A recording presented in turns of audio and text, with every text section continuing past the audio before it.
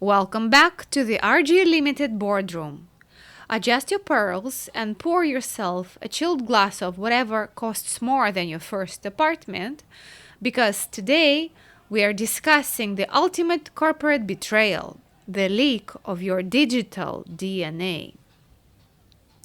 We are looking at the high-stakes showdown in Saida Daoud Masanja and Vodacom, Tanzania. Imagine, darlings, your most private details, your call logs, your location data, and exactly where you spent your Tuesday nights, allegedly being extracted and disclosed without your permission. This is not just a breach of contract. In our world, this is a breach of the soul. The move. The interrogatory strike. Saida's team didn't just wait for the trial to start. They made a power move called interrogatories and discovery. They demanded Vodacom answer a list of specific pointed questions and hand over 13 classified documents that were in the company's sole and exclusive possession. In this boardroom, we know that the first rule of the war is you never go to trial without seeing your opponent's cards first. The scandal. Fishing for trouble. Vodacom's lawyers tried to pull a classic defensive maneuver.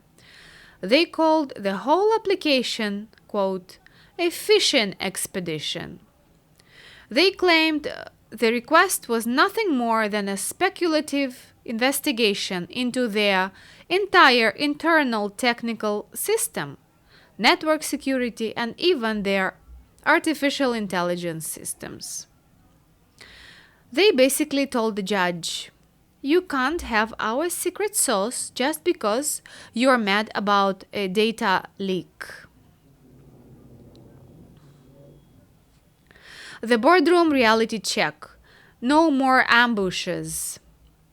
But the court dropped a truth bomb that every executive needs to hear.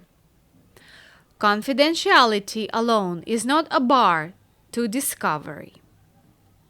Justice Massam reminded everyone that these legal tools are designed to narrow the issues and prevent a, quote, trial by ambush.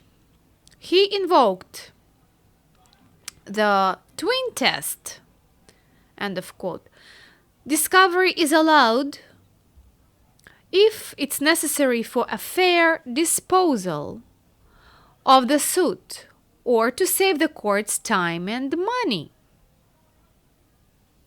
The ruling, a split decision. The judge played it very smart, in my opinion. He granted interrogatories 1 through 7, ruling that they were relevant, concise, and addressed the core of the controversy. Vodacom now has 14 days to start talking.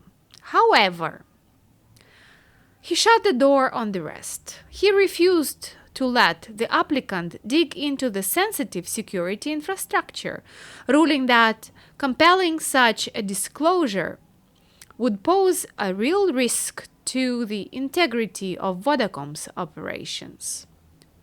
Here is my final take for you, darlings. The lesson from the Masanja and Vodacom file is clear. Your data is your empire. If you are a corporation, don't think you can hide behind operational privacy. If you fumble the customer's personal information, the Personal Data Protection Act is the new sheriff in town. But if you are the one suing, don't get greedy. If you ask for the keys to the entire kingdom, the judge will probably only give you the key to the front door. Now, if you'll excuse me, I need to ensure my own call detail records are as private as my offshore accounts. We don't do unauthorized disclosures at RG Limited.